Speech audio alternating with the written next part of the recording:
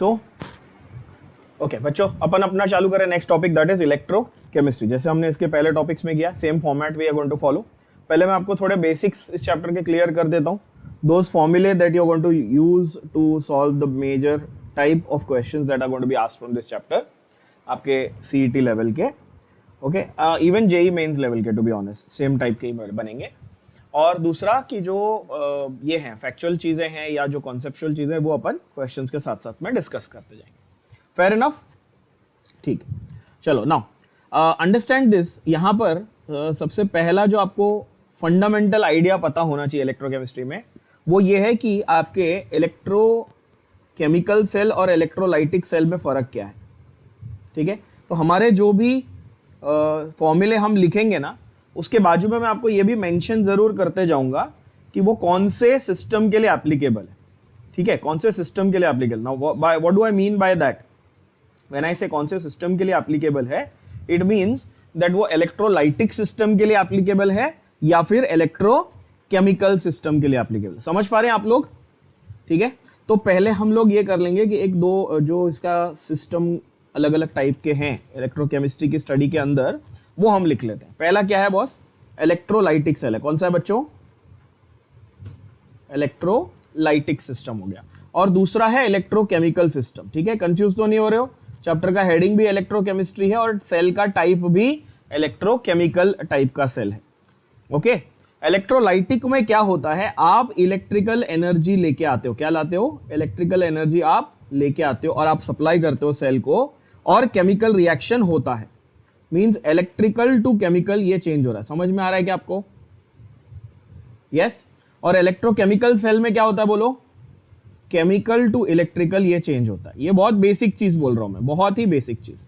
ठीक है, क्यों ये इंपॉर्टेंट है अभी समझ में आ जाएगा। जब हम लोग फॉर्मूले लिखेंगे तो समझ में आ जाएगा।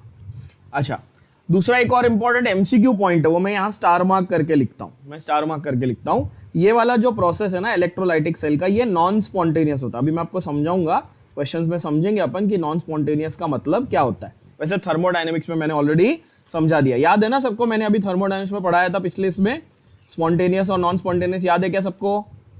जो अपने आप हो जाएगा वो स्पॉन्टेनियस, जो नहीं होगा वो नॉन स्पॉन्टेनियस। ये क्लियर है एकदम?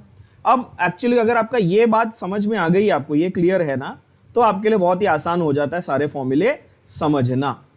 पहला सेट ऑफ फॉर्मूले जो आपको इस चैप्टर में पता होना चाहिए, वो है for the electrolytic cells. For the electrolytic cells, ठीक है, कुछ ऐसे फॉर्मूले जो इलेक्ट्रोलाइटिक सेल्स के लिए एप्लीकेबल हैं, जिसमें आपका फैराडेज फर्स्ट लॉ और फैराडेज सेकेंड लॉ आता है। क्या आता है बच्चों? Faraday's first law and second law. Now please remember and please understand this very very clearly. जो मैं बोल रहा हूं उसको बहुत ध्यान से सुनना सारे बच्चे, पूरे फोकस से। आपकी टेक्स्ट बुक में, स्टेट बोर्ड की टेक्स्ट बुक में, इवन एनसीईआरटी की टेक्स्ट बुक में जो फैराडेज लॉज के फॉर्मूले दिए हुए, वो पहली बात तो बहुत ही घटिया है, बहुत ही ओवर कॉम्प्लिकेटेड फॉर्मूले हैं। प्लीज उनको यूज मत करना, प्लीज उनको यूज मत करना। ठीक है, अब अगर अभी आपके पास अगर स्टेट बुक हो तो खोलो और चेक करो, उसमें जो आपको फैराडेज फर्स्ट लॉ के फॉर्मूले दिए हैं वो डायरेक्ट फॉर्मूले नहीं है। वो लोग ने घुमा घुमा के आपको बोला हुआ है कि अच्छा इतना वेट है, फिर उसको आप नंबर ऑफ मोल्स के हिसाब से कोरिलेट करो, फिर उसको करंट के हिसाब से कोरिलेट करो। ऐसे उन्होंने लंबा चौड़ा घुमा के बोला हुआ है। मैं आपको फैराडेज फर्स्ट लॉ का बहुत ही सिंपल सा फॉर्मूला दे रहा हूं, आप उसको ऐसे याद रखेंगे, W is equal to ZIT। सब बच्चे रिपीट करो, क्या है formula? W is equal to ZIT। ठीक है, हर एक टर्म आपको फेमिलियर होना चाहिए। W is what? W is basically where, मैं लिख देता हूं, W is the weight of substance deposited. W क्या लिखोगे आप? अमाउंट ऑफ सब्सटेंस और वेट ऑफ सब्सटेंस डिपॉजिटेड। ठीक है, डिपॉजिटेड और लिबरेटेड, मतलब कोई एक सब्सटेंस डिपॉजिट हुआ या लिबरेट हुआ तो वो है आपका W। तो क्वेश्चन में ये वर्ड ढूंढेंगे ना आप कि भाई इतना ग्राम एल्यूमिनियम, इतना ग्राम सिल्वर, इतना ग्राम कॉपर ये डिपॉजिट हुआ, या इतना ग्राम ऑक्सीजन लिबरेट हुआ। समझ में आया क्या सबको? बोलो आया ना? हाँ, Z यहां पर क्या है? Z is ECE। What does ECE stand for? Stands for electrochemical equivalent. क्या क्या होता है ये? इलेक्ट्रोकेमिकल इक्विवेलेंट, ध्यान में रखना, इलेक्ट्रोकेमिकल इक्विवेलेंट। ठीक है, अच्छा एक और चीज ध्यान में ये रखना जरूर ये इलेक्ट्रोकेमिकल इक्विवेलेंट। ओके, एक और चीज ये भी ध्यान में रखना कि ये जो Z है इसको आप लिख सकते हो E/F। क्या लिख सकते हो? मैंने आप लोगों को ऑलरेडी बताया हुआ, E क्या है? इक्विवेलेंट वेट है। E क्या है? Equivalent weight. इक्विवेलेंट और इक्विवेलेंट वेट में फर्क है, ठीक है?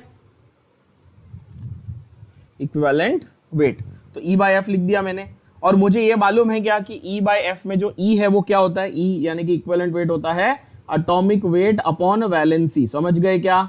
क्या होता है? Atomic weight upon valency. नीचे F ऑलरेडी था, बोलो हाँ या ना। और ये ऊपर क्या था? I and T। What is I? I is current, small I is current in ampere and T is time in second. Yes, क्या ये फॉर्मूला क्लियर हुआ क्या? फॉर्मूला बड़ा सिंपल सा था, W = ZIT। अगर आप अपनी टेक्स्ट बुक खोल के देखेंगे ये वाला फॉर्मूला आपको कहीं नहीं देखने मिलेगा। टेक्स्ट बुक में फिर से बता रहा हूं, टेक्स्ट बुक में बहुत ज्यादा घुमा के दिया है, बट आप ये वाला फॉर्मूला ही यूज करोगे। I hope this goes into everybody's head. सबके दिमाग में गया ये, बोलो हाँ या ना। Yes, this is called Faraday's first law. ठीक है, आपको कैसे पता कि फैराडेज फर्स्ट लॉ लगाने का है? आपको ये दिया रहेगा फैराडेज फर्स्ट लॉ में, ये दिखेगा क्या? Amount of substance, current, time. ये तीन में से कोई दो चीज आपको दिख जाएगी तो समझ जाना कि फैराडेज फर्स्ट लॉ लगाने का है। I hope this is crystal clear. Second formula जो आपको इस चैप्टर में बहुत अच्छे से पता होना चाहिए, that is Faraday's second law. That is Faraday's second law. Faraday's second law के लिए नोट करना, आपको ये वर्ड हमेशा क्वेश्चन में दिखेगा। क्या वर्ड दिखेगा आपको? आपके स्क्रीन पे दिख रहा है क्या वर्ड दिखेगा? ये आपका मेन की वर्ड है। क्या वर्ड है बच्चों? Cells attached in series. अब सीरीज और पैरेलल तो आप बोलोगे आप फिजिक्स में पढ़ते हो, पढ़ा है ना सबने फिजिक्स में, सीरीज और पैरेलल। यस, बट केमिस्ट्री में जहां पर भी आप देख लो सेल्स अटैच्ड इन सीरीज, तो आंख बंद करके क्या अप्लाई कर दोगे आप? आंख बंद करके फैराडे का सेकेंड लॉ अप्लाई कर दोगे। आई hope that is clear. Yes बच्चा पार्टी, यस बढ़िया। ओके, तो फैराडे सेकेंड लॉ क्या बोलता है? जैसे आप सीरीज देख लो तो ये बहुत ही आसान हो जाता है।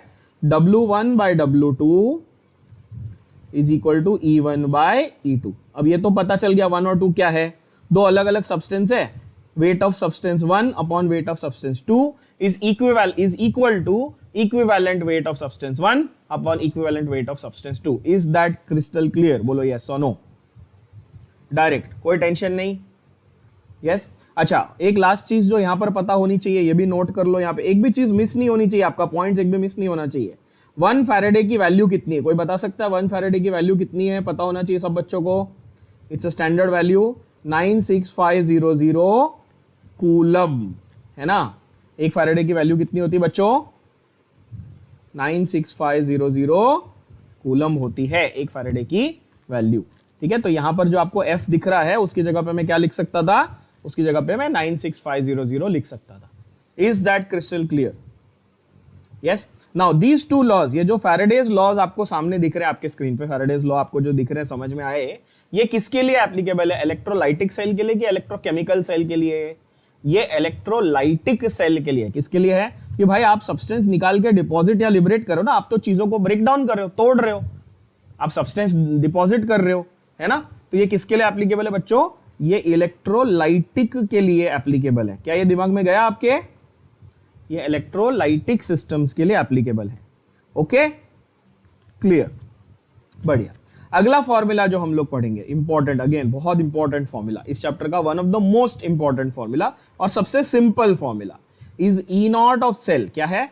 E not of cell is E of cathode minus E of anode. Not लिखा उसका मतलब क्या है? थर्मोडायनेमिक्स में सिखाया था। नॉट का मतलब क्या होता है बॉस? नॉट का मतलब under what conditions? Under standard conditions, है ना? स्टैंडर्ड, क्या वर्ड यूज किया था मैंने थर्मोडायनेमिक्स में? ई नॉट का मतलब स्टैंडर्ड, नॉर्मल नहीं, स्टैंडर्ड। ठीक है, तो E not of cell is E not of cathode minus E not of anode. Now how will you determine कि भाई कौन सा वाला कैथोड है, कौन सा वाला एनोड है? ये सवाल है ना? ये आपके दिमाग में सवाल आता है, कंफ्यूजन रहता है, तो वो कंफ्यूजन बिल्कुल ना आए उसके लिए मैं आपको थोड़ा सा क्लैरिटी दे देता हूं लाइफ में। ठीक है, नोट क्या नोट करना है? फॉर्मूला तो सिंपल है, एक बार कैथोड एनोड पता चल गया तो इजीली फॉर्मूला लगा लोगे। गड़बड़ कहाँ होती है, सर हमको नहीं मालूम कि कैथोड किसको बोलने का, एनोड किसको बोलने का। जैसे अगर मैं बोलूं एक सेल है उसमें जिंक एंड कॉपर का मिक्सचर है, क्या है, जिंक भी है और मिक्सचर बोले तो एक इलेक्ट्रोड जिंक का बना हुआ, दूसरा इलेक्ट्रोड कॉपर का बना। बाय द वे इसका नाम पता है क्या, जिंक और कॉपर के जो इलेक्ट्रोड्स होते हैं वो सेल का नाम क्या है, नाम सुना होगा सबने, बता सकते हो क्या नाम होता है उसका, डैनियल सेल, सुना ही है सबने एग्जाम्पल। अब इसमें अगर तुमको मैं पूछूं बच्चों कि जिंक जो है वो कैथोड बनेगा कि एनोड बनेगा, तो आपको नहीं पता, गड़बड़ करते हो आप उसमें। तो इसलिए क्लैरिटी लाओ लाइफ में, ध्यान से देखो। जो मोर रिएक्टिव है, क्या क्या लिखोगे, जो मोर रिएक्टिव है या मोर इलेक्ट्रो पॉजिटिव है, क्या है, मोर इलेक्ट्रो पॉजिटिव है ना, या फिर जो सेल इक्वेशन में लेफ्ट साइड पे लिखा है, कहां, कौन सी तरफ लिखा हुआ है, इसको ध्यान में रखना, कहां पे लिखा हुआ है, लेफ्ट साइड पे लिखा हुआ है, वो एनोड है। वो क्या है, वो एनोड है। जो मोर इलेक्ट्रोपॉजिटिव है या मोर रिएक्टिव है या जो लेफ्ट साइड पे लिखा है वो एनोड है, ठीक है ना, इस तरह से। तो आप समझ गए कि अच्छा जिंक और कॉपर में मैं अगर जिंक को लेफ्ट साइड लिखता हूं, कॉपर को राइट साइड लिखता हूं, तो ऑटोमेटिकली मेरे को पता चल गया जिंक मेरा क्या बनने वाला है, एनोड। अब इजी हो गया जज करना, बोलो हाँ या ना, इसमें गड़बड़ नहीं करोगे बच्चों। तो उल्टा बता दो जरा, लेस रिएक्टिव वाला या कंपैरेटिवली मोर इलेक्ट्रो नेगेटिव वाला, है ना, या जो राइट साइड पे लिखा रहेगा वो क्या रहेगा बच्चों, वो कैथोड रहेगा। एकदम बढ़िया तरीके से समझ में आ गया, इसमें कोई गड़बड़ नहीं करेंगे आप लोग, बोलो हाँ या ना। मैं कोई घाई नहीं कर रहा हूं, स्लो जा रहा हूं, टेंशन मत लो, समझो सीखो, ठीक है। ये नोट हो गई आपकी अगेन। तो ई नॉट ऑफ सेल आपको समझ में आ गया। अच्छा बाय द वे एक थोड़ा सा एक्स्ट्रा इंफॉर्मेशन भी दे दूं जो थोड़ा सा फिजिक्स में भी काम आ जाएगा। ई नॉट ऑफ सेल को आप फिजिक्स में बोलते हो ईएमएफ ऑफ द सेल, सुना होगा ये वर्ड सबने, EMF of the cell. Chemistry में हम इसको बोलते हैं सेल पोटेंशियल, क्या बोलते हैं इसको, सेल पोटेंशियल, समझ गए ना। कैथोड एनोड तो आपको मालूम ही है, कैथोड पे क्या होता है रिडक्शन, एनोड पे क्या होता है बच्चों ऑक्सीडेशन। हाउ टू रिमेंबर, उसकी भी एक ट्रिक दे देता हूं, देखो सारी ट्रिक्स एक साथ सीख लो। क्या ट्रिक दी है मैंने, वैसे थियरी पे पढ़ाया था ये चैप्टर तब बताया था, क्या ट्रिक दी थी, लोन, ये याद है सबको, लोन की ट्रिक, जिनको पढ़ाया उनको याद होगा। लोन, लोन मतलब क्या बच्चों, जो लेफ्ट साइड पे है वहां पर ऑक्सीडेशन होगा, वो एनोड होगा और वो नेगेटिव इलेक्ट्रोड होगा, बरोबर, बोलो हाँ या ना। ये किस में, इलेक्ट्रोलाइटिक सेल में कि इलेक्ट्रोकेमिकल सेल में, ये इलेक्ट्रोकेमिकल सेल में, समझे, किसमें, electrochemical cell. E of cell तुम लोग किसमें कैलकुलेट करोगे, इलेक्ट्रोलाइटिक में कि इलेक्ट्रोकेमिकल में, तो भैया इलेक्ट्रोकेमिकल में करोगे। इलेक्ट्रोलाइटिक में कैलकुलेट करके क्या ही करोगे, तुम खुद ही करंट सप्लाई कर रहे हो, है कि नहीं, तो क्या फायदा काउंटिंग करके, समझ गए कि नहीं, बोलो हाँ या ना। इजी है, बहुत बढ़िया। तो ये तीन आपके मेजर ऐसे तीन हो गए जिसमें आपके मेजॉरिटी बड़े बड़े अच्छे अच्छे क्वेश्चन इसके बनते हैं। अब थोड़े से चिंटू मिंटू फॉर्मूले भी कर लें, थोड़े चिंटू मिंटू फॉर्मूले क्या है भाई, तो चिंटू मिंटू में सबसे पहला और सिंपल फॉर्मूला आता है सेल कांस्टेंट, क्या आता है बच्चों, cell constant which is small b is equal to length upon area of electrode, simple, बहुत ही इजी, क्या है, L by A, cell constant is L by A, याद रह जाएगा ये, इसमें मीनिंग लिखने की जरूरत नहीं, आई होप सो। L क्या है बोलो, लेंथ ऑफ इलेक्ट्रोड, ए क्या है, area of cross section of electrode, समझ गए क्या। हर सेल का सेल कांस्टेंट फिक्स्ड एक वैल्यू रहेगी जिसको आप बोलोगे लेंथ अपॉन एरिया, ये भी ठीक है। अगला है हमारा कोल-रॉश लॉ, अगला क्या है हमारा कोल-रॉश लॉ।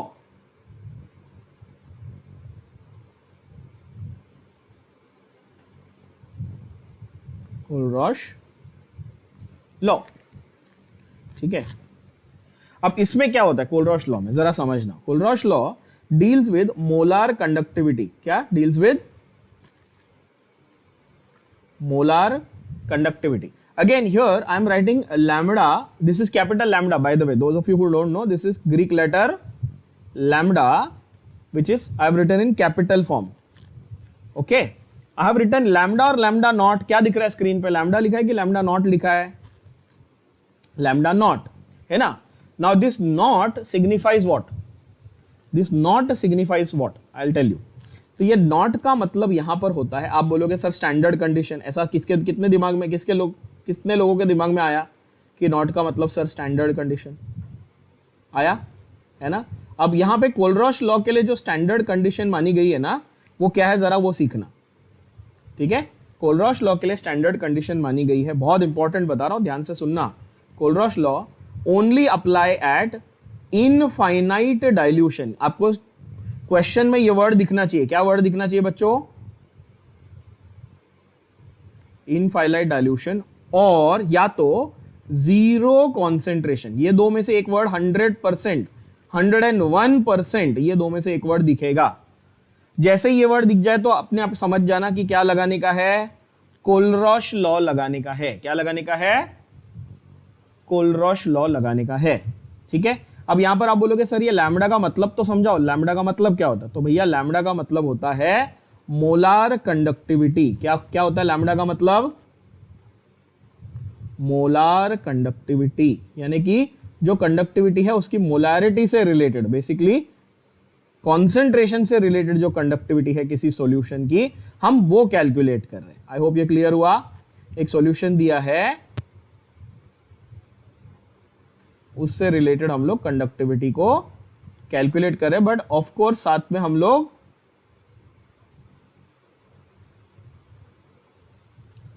क्या कर रहे हैं? नॉट लगा दिया, मतलब हम लोग जीरो कॉन्सेंट्रेशन पे उसकी कंडक्टिविटी को देख रहे हैं.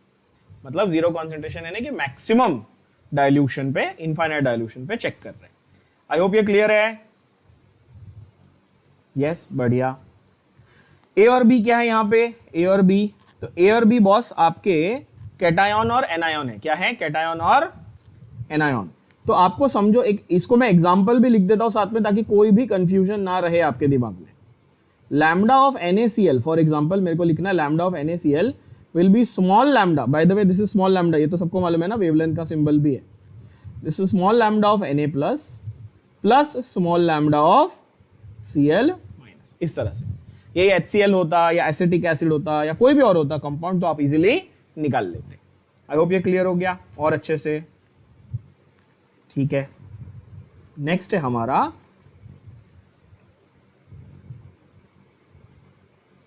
फैराडेज लॉ हो गया, सेल पोटेंशियल हो गया. Okay, then what else? हाँ, लैम्बडा का स्टैंडर्ड फॉर्मूला. ये तो नॉट बोले तो एट इनफाइनाइट डाइल्यूशन था, नॉट बोले तो एट इनफाइनाइट डाइल्यूशन यानी कि जीरो कॉन्सेंट्रेशन है ना. तो एक बिना नॉट वाला भी लिखना पड़ेगा, यानी कि eight any concentration. This I can, यहां पे मैंने नॉट लिखा है क्या? देखो यहां पे नॉट नहीं लिखा, तो this is at zero concentration और at any concentration. At any concentration है ना, at any concentration. where K, or basically we write it as kappa, but I'm writing it as K for you all to understand easily. K is conductivity. K is what? Normal conductivity. C is concentration. Concentration आपको molarity या molality के terms में generally दी हुई रहती है, पता है ना सबको, ये तो हमने already बहुत बार use किया है ना. तो lambda is equal to 1000 K by C. 1000 K by C. 1000 का फैक्टर क्यों आया ये अभी क्वेश्चंस को सॉल्व करते वक्त समझ में आएगा. Okay, lambda is equal to 1000 K by C. Next आता है हमारा अल्फा. अल्फा कितने लोगों को याद है? अभी पढ़ाया था सॉल्यूशन कोलिगेटिव में. अल्फा क्या होता है? Alpha is degree of dissociation. तो alpha is degree of dissociation. It is lambda upon lambda naught. बहुत ही सिंपल फॉर्मूला, सबसे simple formula. Alpha is what? Lambda by lambda naught, यानी कि molar conductivity at any concentration and molar conductivity at infinite dilution. समझ में आया?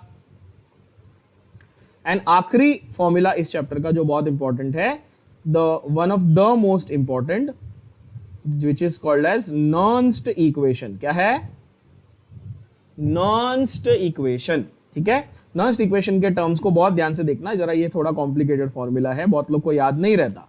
E of cell is E not of cell. मुझे बताओ इसको रीड कैसे करेंगे आप? इसको आप पढ़ेंगे ऐसा ना, cell potential at non standard, यानी कि this is just potential of cell, है कि नहीं? एंड इसको क्या पढ़ेंगे आप? Standard potential of cell. समझ गए क्या? क्योंकि ये नॉट लिखा हुआ है यहाँ पे, है ना, फर्क दोनों में बस इतना ही है।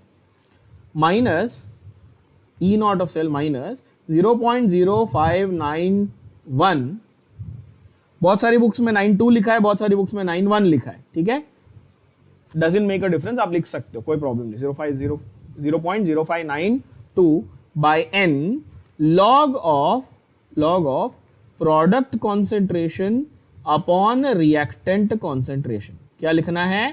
Product concentration upon reactant concentration. Now इसके टर्म्स जो हैं आपको बहुत अच्छे से समझने हैं, नर्स्ट इक्वेशन के थोड़े कॉम्प्लिकेटेड टर्म्स है, जरा ध्यान से सुनना समझना। ई सेल क्या है आप बोलोगे, तो ई सेल तो सबको समझ में आ गया। ई सेल क्या है? Cell potential. E not of cell क्या है? Standard cell potential. बरोबर है बच्चों? एन क्या है बताना? एन, तो आप बोलोगे N is number of moles, नहीं, actually N is number of moles of electrons. यहां पर स्पेसिफिकली क्या? Number of moles of electrons in the cell reaction. एक सेल का रिएक्शन लिखा जाएगा तो उसमें जो number of moles of electrons है वो यहां पर n की जगह पे आप लिखोगे। क्या ये बात समझ में आई? यस। और ये P क्या है? कॉन्सेंट्रेशन ऑफ प्रोडक्ट्स है। ये क्या है? Concentration of products. और R क्या है? Concentration of reactants. ये भी क्वेश्चन में दिया रहेगा, हाँ, ये भी क्वेश्चन में दिया रहेगा।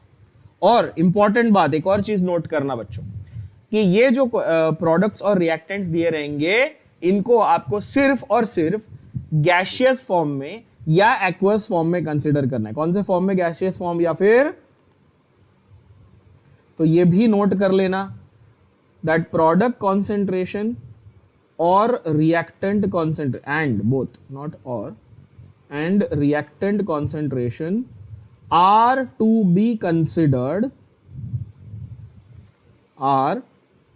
be considered only either in aqueous form, यानी कि जब वो सॉल्यूशन के स्टेट में रहेंगे, ठीक है, aqueous फॉर्म में,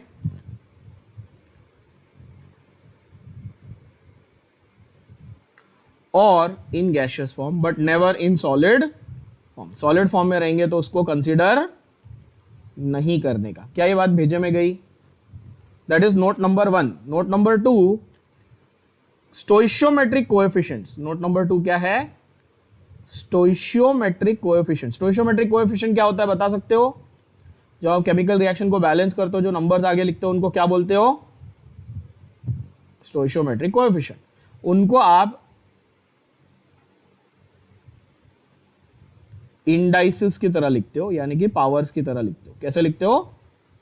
पावर्स की तरह लिखते हो। इसका मीनिंग बहुत सारे बच्चों को समझ में नहीं आता। ये जो मैंने नोट का सेकंड लाइन लिखा ना, इसका मीनिंग आप लोग को शुरू में समझ में नहीं आता है। डोंट वरी, अभी मैं क्वेश्चन में जब इसको अप्लाई करूंगा तो आपको समझ में आ जाएगा, तो नथिंग टू वरी अबाउट, ठीक है। अभी मैं इसको क्वेश्चन में अप्लाई करके दिखाऊंगा आप लोग को, तो समझ में आ जाएगा, ठीक है बच्चों। चलो, तो ये 8 फॉर्मूले, बस इतने ढंग के आपको ये सारे के सारे फॉर्मूले जो है अच्छे से समझ लेने हैं, तो आपके मेजॉरिटी क्वेश्चन इसमें सॉल्व हो जाएंगे। अब कुछ फैक्चुअल चीजें बचती हैं, जैसे कि स्टैंडर्ड हाइड्रोजन इलेक्ट्रोड का सेल पोटेंशियल कितना है, डैनियल सेल का पोटेंशियल कितना है, all these things, lot of other questions जो डायरेक्टली हैं, वो आपको अभी मैं क्वेश्चंस के साथ साथ में सॉल्व करवाऊंगा, ठीक है। चलो, let's start with the first question, the question number 1। क्या बोलता है? Which of the following is a correct oxidation number of phosphorus in Mg2P2O7। तो ये तो बहुत ही सिंपल रेडॉक्स का क्वेश्चन है। अच्छा, इलेक्ट्रोकेमिस्ट्री में ज्यादातर क्वेश्चन हमारे रेडॉक्स से रिलेटेड होंगे, क्यों? क्योंकि भाई मैंने आपको बताया एनोड पे ऑक्सीडेशन हो रहा है और कैथोड पे रिडक्शन हो रहा है, तो ऑब्वियसली रेडॉक्स का आपको बेसिक नॉलेज इस चैप्टर में चाहिए, है ना। कैसे निकालेंगे ऑक्सीडेशन नंबर, ये तो आप सब लोग एक्सपर्ट हो, फटाफट बता दो। किसका चाहिए उनको? फॉस्फोरस का चाहिए।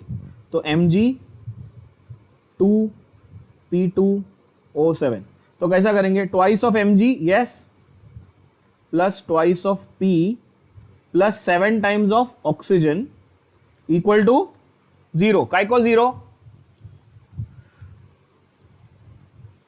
क्योंकि इसके ऊपर कोई चार्ज नहीं है, ऑक्सीजन के ऊपर कोई चार्ज मतलब ओवरऑल कंपाउंड के ऊपर कोई चार्ज नहीं है बेसिकली।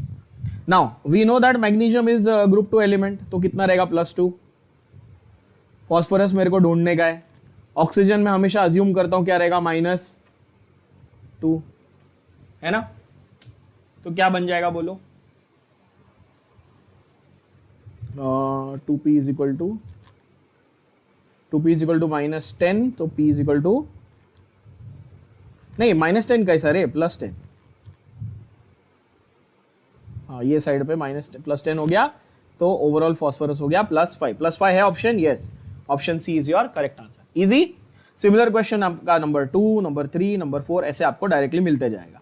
नंबर 3 को जरा देखना, ठीक है, थोड़ा इसमें अगेन एक छोटा सा कॉन्सेप्ट इन्वॉल्व है। वो बोल रहा है पोटेशियम परमैंगनेट को आपने टाइट्रेट किया। टाइट्रेशन क्या होता है मैं आपको ऑलरेडी बता चुका हूँ, जब एसिड बेस का रिएक्शन आप कर रहे हो, ठीक है, और एक एक करके थोड़ा थोड़ा करके क्वांटिटी ऐड कर रहे हो चीजों की, तो उसको आप बोलते हो टाइट्रेशन। फेरस अमोनियम सल्फेट, जिसको आप मोर सॉल्ट बोलते हो, ये जिनको नहीं मालूम वो लिख के रखना। फेरस अमोनियम सल्फेट का दूसरा नाम क्या है, ये सब बच्चों को मालूम होना ही चाहिए, ठीक है, ये बहुत इंपॉर्टेंट एमसीक्यू क्वेश्चन है।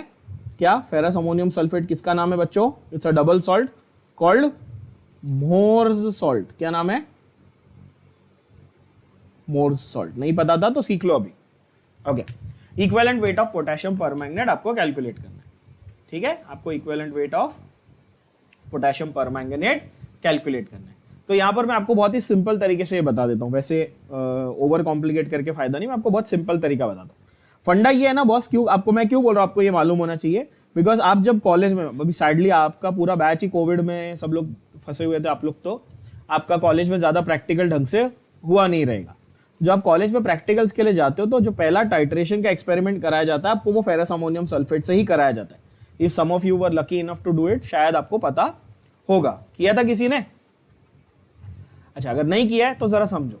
तो वहां पर क्या होता है ना कि आपका पोटेशियम परमैंगनेट, ठीक है, और फेरस अमोनियम सल्फेट का आपको रिएक्शन बताया जाता है। और पोटेशियम परमैंगनेट आपको ये मालूम है अच्छी तरह से कि एसिडिक मीडियम में ऑक्सीडाइजिंग एजेंट का काम करता है। इतना तो सबको मालूम है कि नहीं, पोटेशियम परमैंगनेट और पोटेशियम डाइक्रोमेट ये दोनों किस में काम करते हैं बच्चों, एसिडिक मीडियम में ये इसका काम करते हैं, क्या बोलते हैं, ऑक्सीडाइजिंग एजेंट का काम करते हैं, सबको पता है ये, राइट।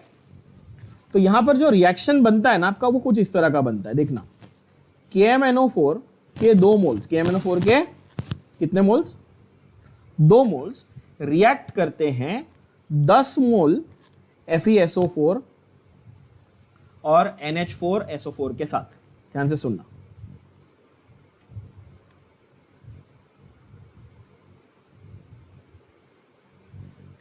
समझे। फेरस अमोनियम सल्फेट और पोटेशियम परमैंगनेट का जब रिएक्शन होता है तो मुझे बताओ मोलार रेशियो क्या होता है, बोलो 2:10। मेरी बात सबको समझ में आई, मैंने क्या बोला फिर से सुनना। पोटेशियम परमैंगनेट के 2 मोल फेरस अमोनियम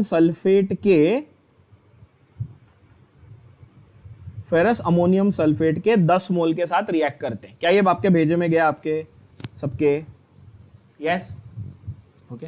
ना ये पूरा रिएक्शन वगैरह आपको लिखने की या रटने की जरूरत नहीं है। एज आई सेड, आइडियली तो ये बहुत इजीली याद रहता है बच्चों को, क्योंकि आपने प्रैक्टिकल में किया होता है, बट आप इस पर टाइम वेस्ट मत करो। आप सिर्फ इतना याद रखो, 2:10 का रेशियो। क्या याद रखोगे, 2:10 का रेशियो। आप बोलोगे सर 2:10 मतलब ये तो 1:5 का रेशियो हो गया, बोलो हाँ या ना। दोनों का आपस में क्या हुआ, बोलो 1:5 का रेशियो हुआ, हाँ कि ना। तो that is why equivalent weight जो है आपका, अब क्वेश्चन को पढ़ो आप समझ जाओगे। KMnO4 का इक्विवेलेंट वेट मुझे किसके कंपैरिजन में निकालना था, फेरस अमोनियम सल्फेट के कंपैरिजन में निकालना था, है कि नहीं। तो वो मॉलिक्यूलर वेट अपॉन 5 हो जाएगा, समझ गए क्या, ठीक है, क्योंकि उसका मोल रेशियो कितना आ रहा है 1:5। क्लियर, ये एकदम सिंप्लीफाइड अप्रोच, एकदम सिंप्लीफाइड अप्रोच। ओके चलो बताओ, 6th वाला क्वेश्चन बताएंगे सब बच्चे फटाफट। N3H ये वाला N3H ये कंपाउंड है, ठीक है।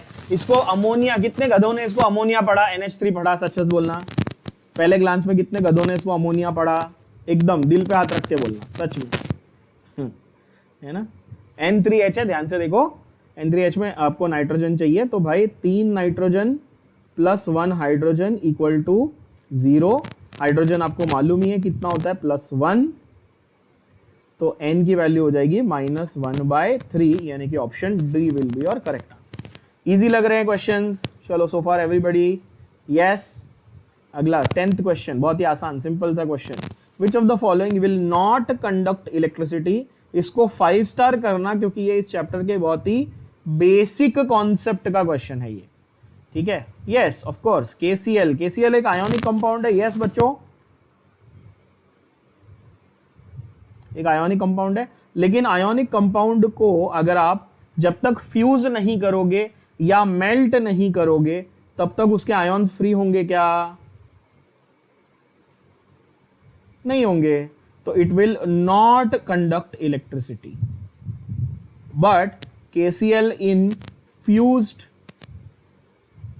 / Molten state will conduct electricity.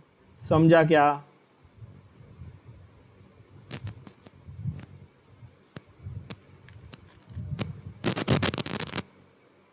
Dissolve form में भी करेगा और एक्वस। क्यों? क्योंकि अभी क्या आ जाता है? रीजन सिंपल भाषा में बोले तो free ions. Reason free ions. तो आंसर क्या आएगा बच्चा लोग? 10th का बी, यानी कि सॉलिड स्टेट में KCl नहीं करेगा। Easy simple. 11th वाला तो जनरल नॉलेज हर बच्चे को पता होना चाहिए। चलो बताओ 11th वाले का आंसर। नहीं पता तो थोड़ा सा चुल्लू भर पानी लो और उसमें डूब मत मरो, थोड़ा मुंह धो, उससे फ्रेश हो जाओगे, आंसर याद आ जाएगा। सबसे अच्छा कौन सा है? इलेक्ट्रिकल कंडक्टिविटी किसकी सबसे अच्छी है? जनरल नॉलेज है तो सिल्वर। गधों, सिल्वर। इतना भी नहीं पता तो साइंस क्या पढ़ रहे हो फिर? बेस्ट इलेक्ट्रिकल कंडक्टिविटी किसकी है? सिल्वर। क्यों यूज नहीं करते सिल्वर के वायर फिर? हाँ, अरे चोरी हो जाएंगे, एक्सपेंसिव है, चोरी हो जाएंगे। हाँ, इंडिया है। हमारे इधर ट्रेन में टॉयलेट का मग्गा भी बांध के रखते हैं, बैंक में पेन भी बांध के रखते हैं। सिल्वर का वायर कैसा लगाएंगे? है कि नहीं?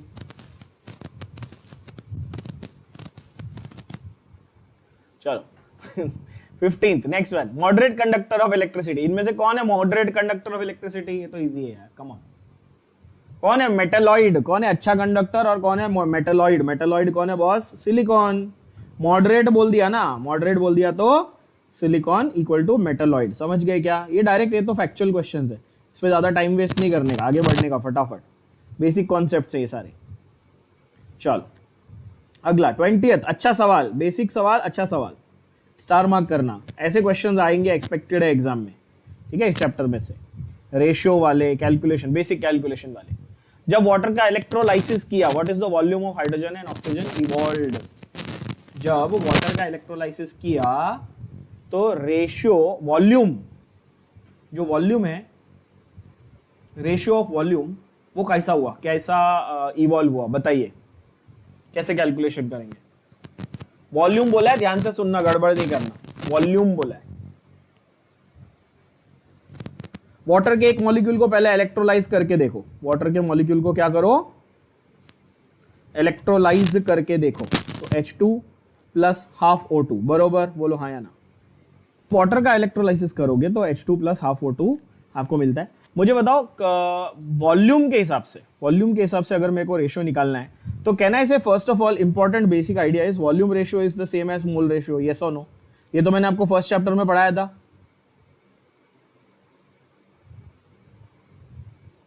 ये तो फर्स्ट चैप्टर में पढ़ाया। तो अगर मोल का रेशियो, इसमें मोल का रेशियो 1:2 है, सॉरी 1:1/2 है, 1:1/2 बोले तो 2:1 का रेशियो। समझे कि नहीं समझे? ये 1:0.5 है ना मोल्स में, तो इसलिए 2:1 हो गया, है कि नहीं? तो मोल रेशियो जो है वही वॉल्यूम रेशियो है। क्या ये बात से आप सहमत हो? यस। तो आंसर क्या आया बोलो? अभी इजी है। क्या है आंसर आपका 20 का? Option D, Delhi. समझ गए? 2:1 आपका वॉल्यूम रेशियो। अगर ये मैं घुमा के आपको वॉल्यूम की जगह पे मास पूछ लेता तो आप क्या बोलते? मैं वॉल्यूम की जगह पे अगर आपको मास पूछ लेता तो आप क्या बोलते बताओ? तो आप बोलते सर इसका 2 ग्राम आया ना और इसका 16 ग्राम आया ना, तो कितना हुआ 1:8 हो जाता। समझ गए क्या? बोलो हाँ या ना। मैं घुमा के पूछ सकता था आपको, और ऑब्वियसली आप समझ गए कि इस टाइप का एक क्वेश्चन आगे लेवल 2 में आएगा, मास वाला। यहां पे वॉल्यूम है तो वहां पे मास पूछा रहेगा, इतना तो आपने दिमाग लगा ही लिया रहेगा। ओके, देन 25th वाला, ये भी मैंने बहुत बेसिक चीज आपको हमेशा अभी तक वापस बता दी और हमेशा मैं रिपीट करते आया हूं। Which of the following is not a cathodic reaction? Cathodic बोले तो क्या, रिडक्शन या oxidation?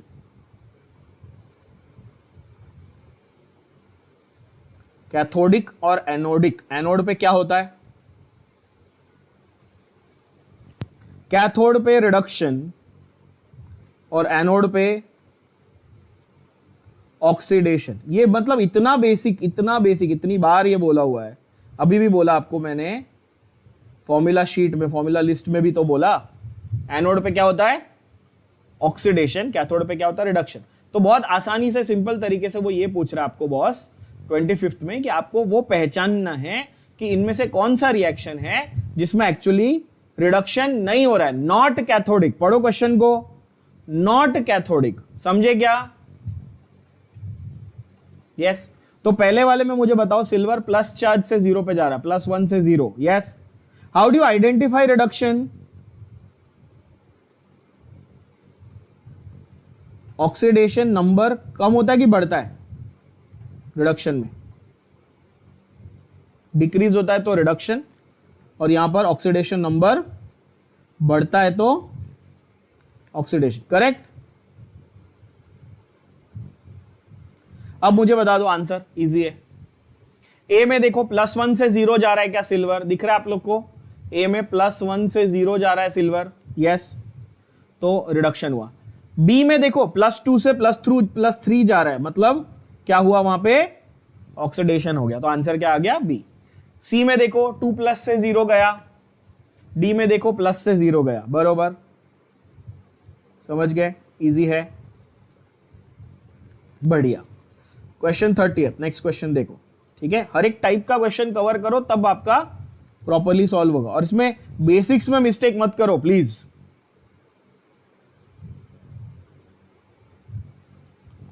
Now sodium, mercury, sulphur, platinum, graphite, इनमें से किसको इलेक्ट्रोलाइटिक सेल में एज एन इलेक्ट्रोड यूज किया जा सकता है?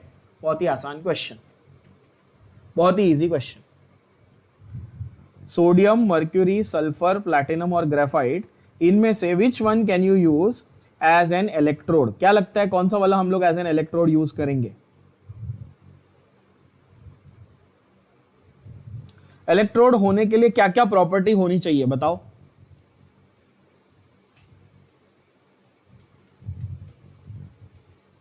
इलेक्ट्रोड होने के लिए क्या क्या प्रॉपर्टी होनी चाहिए? थोड़ा सा दिमाग लगाइए, बेसिक बातें बताइए मुझे। इलेक्ट्रोड कंडक्टेंस करना चाहिए, बोलो हाँ या ना? अलाउ करना चाहिए ना करंट टू पास? यस। दूसरा, थोड़ा सा लेस रिएक्टिव होना चाहिए खुद से, यानी कि नोबल मेटल वगैरह रहेगा तो अच्छा है कि नहीं? तो ऐसा कौन सा ऑप्शन आपको दिख रहा है जहां पर लेस रिएक्टिव भी है और अच्छा कंडक्टर भी है? चारों में से कौन सा ऑप्शन ऐसा दिख रहा है?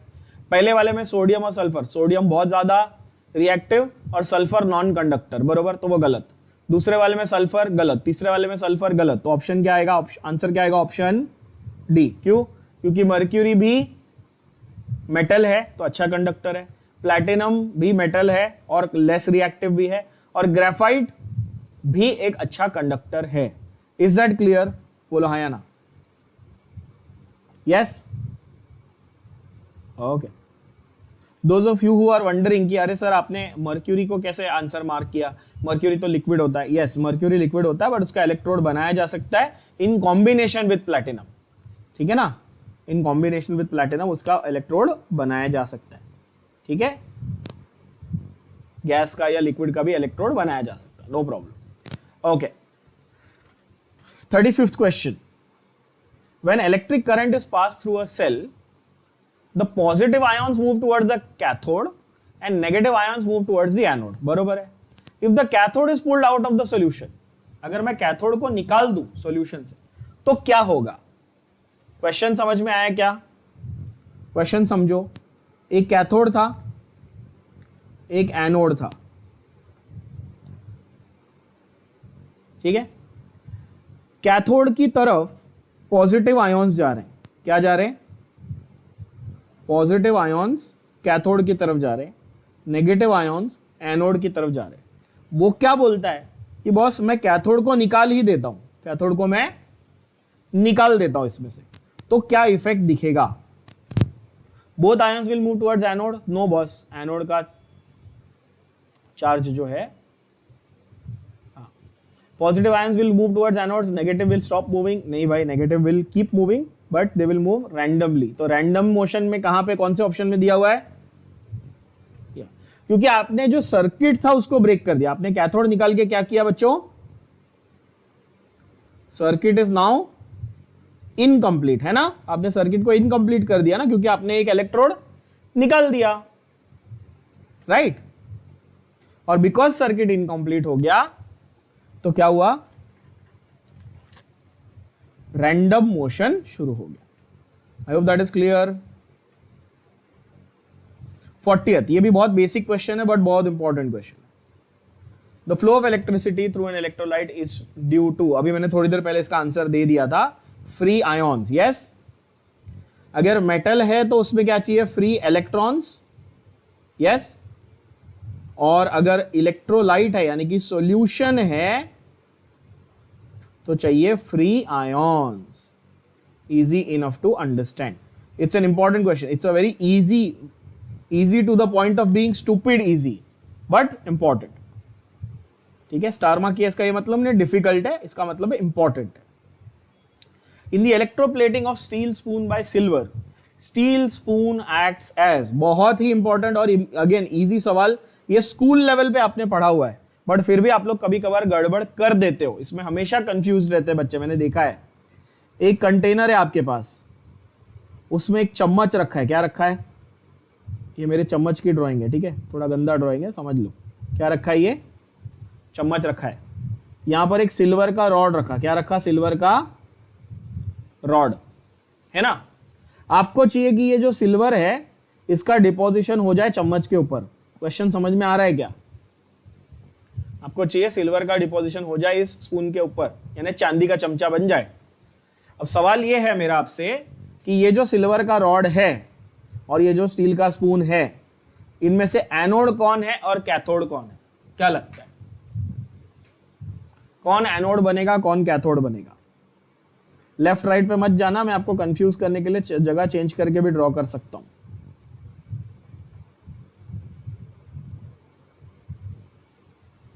मुझे बताओ सिर्फ सिंपल, कौन किसके ऊपर डिपॉजिट होना चाहता है, बताओ।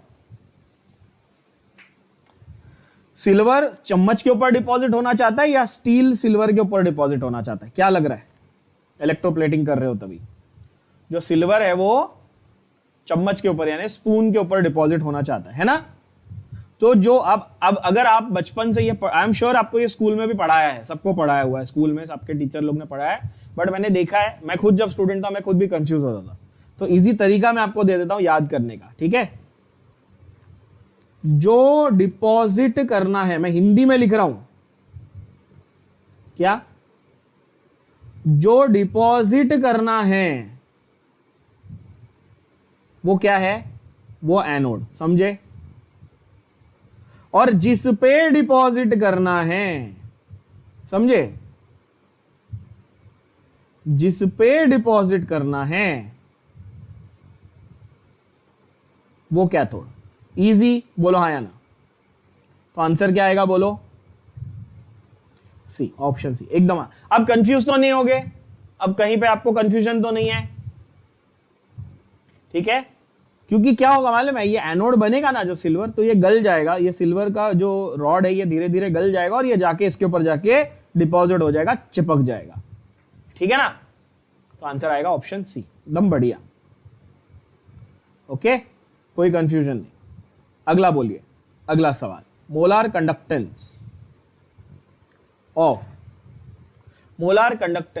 Al2SO4 thrice equals equivalent conductance into 1/6 equivalent conductance और into 6।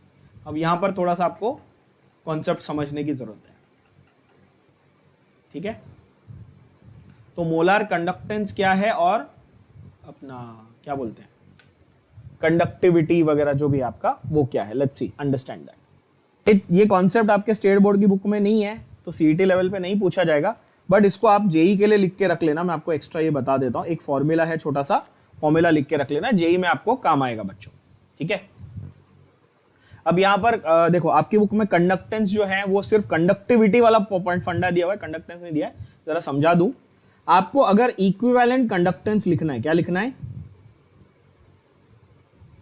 Equivalent conductance, that is basically your molar conductance, your molar conductance upon number of cations into charge of cation। क्या लिखोगे, नंबर इंटू चार्ज। ये direct आपको formula याद करना है, समझा सबको,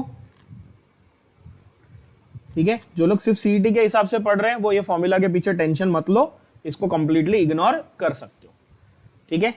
तो अब मुझे आंसर बता दो, चलो। Equivalent conductance will be molar conductance upon कितना रहेगा, what is the cation in this aluminium sulphate. Aluminium sulphate में कैटायन कौन है, एल्यूमिनियम, उसका चार्ज कितना है 3, और कितने एल्यूमिनियम है 3, तो आंसर आ जाएगा equivalent is molar upon 6, so molar is equivalent into 6, तो आंसर आ जाएगा ऑप्शन सी। समझा, yes or no? क्वेश्चन में यही पूछा है, ध्यान से देखो, molar conductance is equivalent conductance into 6, ठीक है। फिर से बता रहा हूं, इसके पीछे, इस फॉर्मूला के पीछे ज्यादा टाइम वेस्ट मत करो, ये आपके बुक में कहीं नहीं दिया हुआ है। अगर याद करने का शौक है एक्स्ट्रा हायर लेवल क्वेश्चंस के लिए तो कर सकते हो, नहीं तो छोड़ देना, ठीक है। अगला देखें, रिलेशनशिप बिटवीन, ये तो इजी है, ये तो आप लोग को आता ही है। अगर नॉर्मेलिटी, स्पेसिफिक कंडक्टिविटी और कंडक्टिविटी, मोलर कंडक्टिविटी दिया है ना। अब यहां पर वो लोग ने मोलर की जगह पे इक्विवेलेंट कंडक्टिविटी दिया है, सेम फंडा, मोलर कंडक्टिविटी की जगह पे क्या बोला है, इक्विवेलेंट कंडक्टिविटी, है ना। तो वही lambda is equal to 1000 K by C, है ना। अब यहां पर कॉन्सेंट्रेशन आपको कौन से टर्म्स में दिया है, बोलो बच्चों, मोलारिटी, और मोलालिटी की जगह पे आपको नॉर्मलिटी के टर्म्स में दिया है। तो C तो मैंने जनरल वर्ड बोला है ना कॉन्सेंट्रेशन के लिए, बोलो हाँ या ना, यस। तो इजी है, नॉर्मलिटी इज x। अच्छा बाय द वे इसमें एक प्रिंटिंग एरर है छोटा सा, नॉर्मलिटी इज नॉट xn, हाँ, इट इज x नॉर्मल, समझे, x नॉर्मल। सो यहां पे नॉर्मलिटी इज ओनली x, तो क्या आएगा मुझे बताओ, 55 का आंसर, एकदम डायरेक्ट फॉर्मूला, कंफ्यूज नहीं होना है फॉर्मूला को देख के। Lambda is 1000 K upon C की जगह पे क्या दिया है, x, है ना, 1000 K बाय x। आ गया ये आंसर 55 का, इजी। चलो अगला देखें, हाँ 60th, ये क्वेश्चन आपके एग्जाम में रिपीट हुआ है, पहले भी आ चुका है, सेम टू सेम टाइप का क्वेश्चन, सिमिलर टाइप का क्वेश्चन आ चुका है, उसके ऊपर जरा फोकस करके अच्छे से इसको समझ लो। 4 अलग अलग इलेक्ट्रोलाइट्स दिए हैं P, Q, R, S, इनमें से सबसे ज्यादा रेजिस्टेंस किसका है, ठीक है। 4 अलग अलग इलेक्ट्रोलाइट्स दिए, अब वो इलेक्ट्रोलाइट्स की कौन सी प्रॉपर्टी की वैल्यू आपको दी है, बताओ, मेरा सवाल सुनना, वो इलेक्ट्रोलाइट्स की कौन सी प्रॉपर्टी की आपको वैल्यू दी हुई है बच्चों, स्पेसिफिक कंडक्टेंस की वैल्यू दी है, किसकी वैल्यू दी है। तो ये एक्चुअली ना ये फिजिक्स का कॉन्सेप्ट है, केमिस्ट्री से ज्यादा ये आपको बेसिक आपको नॉलेज किसमें से आनी चाहिए, फिजिक्स में से। स्पेसिफिक कंडक्टेंस इज के, जिसको आप फिजिक्स में किस नाम से जानते हो, आप उसको बोलते हो कंडक्टिविटी। किस नाम से जानते हो, कंडक्टिविटी। बस अगर आपको इतना बेसिक पता है तो आंसर आ गया। Conductivity k is inversely proportional to R, समझे, conductivity k is inversely proportional to R. कैसे, भाई जितना रेजिस्टेंस कम होगा उतना आसानी से करंट फ्लो होगा। क्या ये तो लॉजिक सिंपल समझ में आया सबको? क्या बोला मैंने? करंट रेजिस्टेंस जितना कम करंट उतना ज्यादा, यस और नो? तो अब मुझे बताइए बच्चों, कौन सा वाले का हाईएस्ट रेजिस्टेंस होगा? सबसे ज्यादा रेजिस्टेंस किसका होगा? जिसका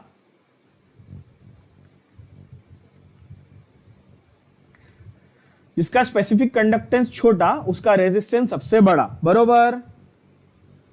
और यहां पर अगर आप वैल्यूज देखेंगे 10⁻⁵, 10⁻10, -8 और -3, तो सबसे छोटी वैल्यू किसकी है? आर की है, यानी ऑप्शन सी है ना। स्मॉलेस्ट के इक्वल टू हाईएस्ट आर, ऐसे लिख दूं, समझ में आ जाएगा सॉल्यूशन में? बढ़िया, इजी बेसिक फॉर्मूला फिजिक्स का। जिनको नहीं पता उनके लिए फॉर्मूला भी लिख दूं क्या?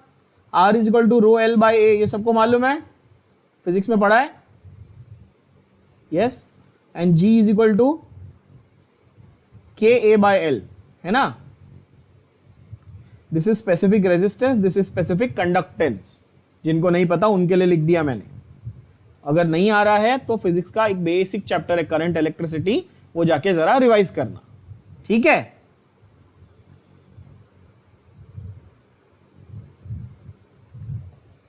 ओके 65, क्वेश्चन नंबर 65 देखिए सब बच्चों ध्यान से।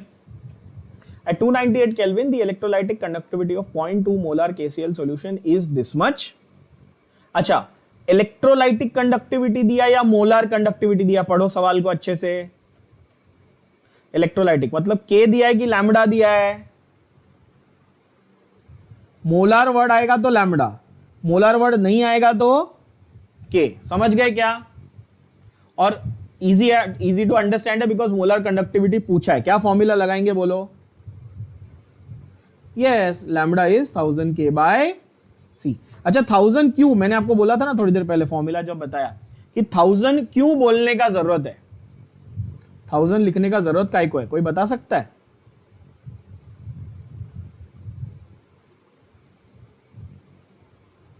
थाउजेंड लिखने का जरूरत इसलिए है बच्चों क्योंकि ये जो कॉन्सेंट्रेशन, अगर मैं सपोज मोलारिटी, ये थोड़ा मैं बेसिक्स में जा रहा हूं, एकदम आपको कॉन्सेप्ट में लेके जा रहा हूं, ठीक है? Molarity is an by volume, yes बोलो हाँ या ना। वॉल्यूम किस में होती है बोलो? लीटर में होती है। स्टैंडर्ड यूनिट क्या है वॉल्यूम का बोलो? लीटर होता है कि नहीं? अब लीटर बोले तो 1000 ml होता है, यस बच्चों, लीटर बोले तो 1000 ml होता है। अब मुझे ये बताओ, तुम लोग जब सेल बनाओगे लेबोरेटरी में, बीकर में, टेस्ट ट्यूब में काम कर रहे हो, तो क्या ऐसे लीटर लीटर भर के सॉल्यूशन डालते हो क्या कि ml में डालते हो, है ना?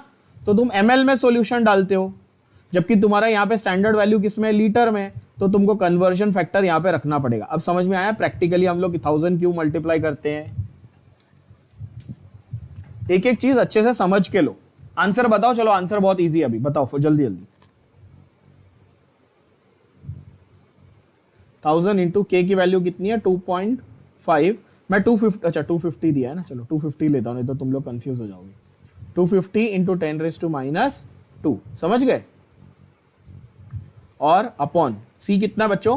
0.2। आंसर आ गया क्या?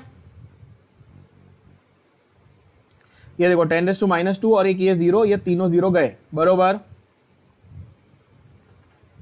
तो 25 अपॉन 0.2 इज 125 सेंटीमीटर स्क्वायर पर ओम मोल, यस।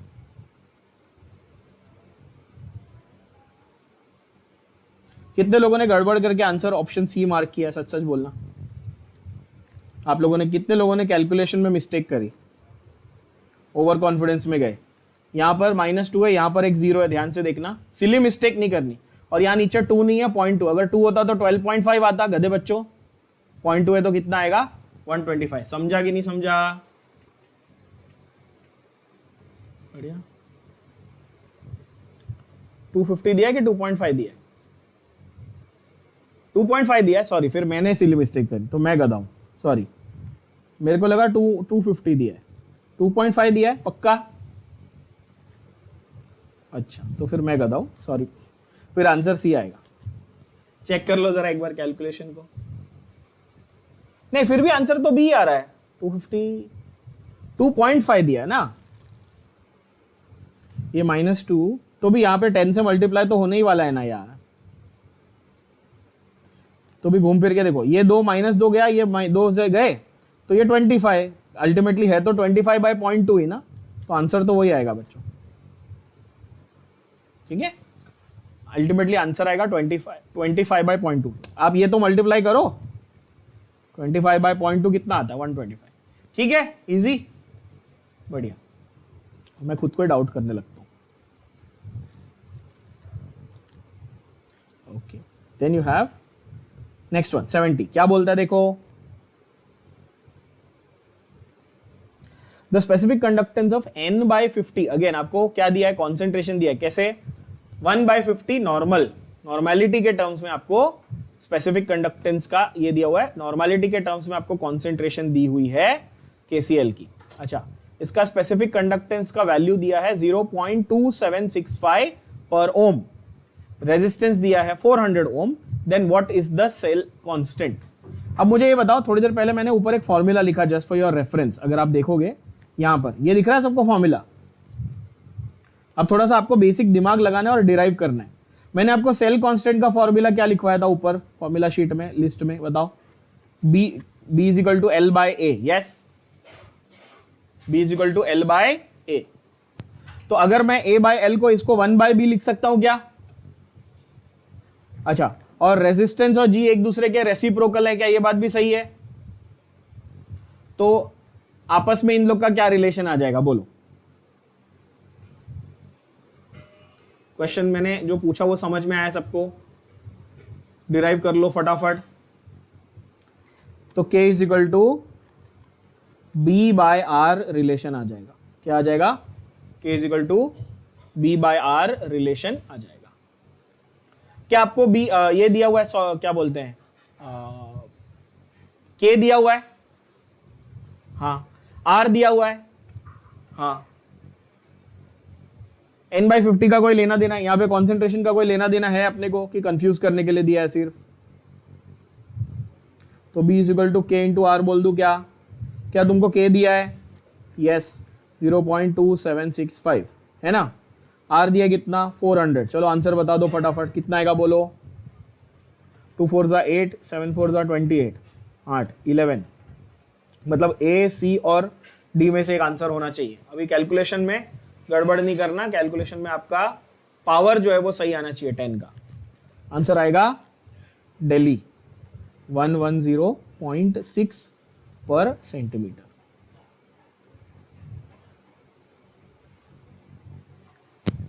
यस, इसका 2 0 इधर लेके जाओ, मल्टीप्लाई करो, 27 × 4 करो, 27 × 4 होता है 108। इजी, इसमें कहाँ गड़, इसमें मिस्टेक कैसे कर सकते हो यार, इसमें नहीं होनी चाहिए गलती। चलो 75, ये भी इजी है, 75 वाला क्वेश्चन भी आसान है। इनमें से किसका रेजिस्टेंस सबसे हाईएस्ट होगा, ये बता दो चलो फटाक से। बहुत ही आसान क्वेश्चन है, किसका रेजिस्टेंस हाईएस्ट होगा? सब NaCl ही है, सब NaCl है, तो किसके हिसाब से आपको रेजिस्टेंस कैलकुलेट करके बताना है, बताइए। जिसका कॉन्सेंट्रेशन सबसे कम, वो सबसे कम कंडक्शन करेगा, है कि नहीं? तो मुझे बताओ, कॉन्सेंट्रेशन लो = कंडक्शन भी लो, इसका मतलब रेजिस्टेंस हाई, हाँ कि ना? तो आंसर क्या है बोलो। दिल्ली, इजी, 0.05 है ना।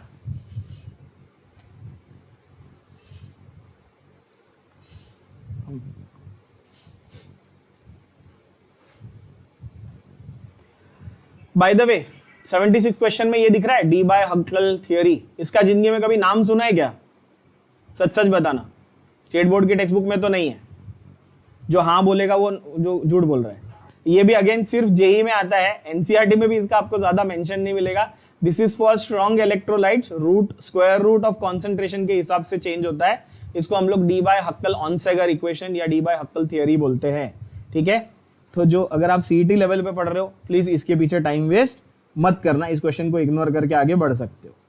ठीक है, मेन जो फंडे हैं उनके ऊपर फोकस करो, ज्यादा इसमें आइंस्टाइन और न्यूटन की नाना मत बनो, ठीक है।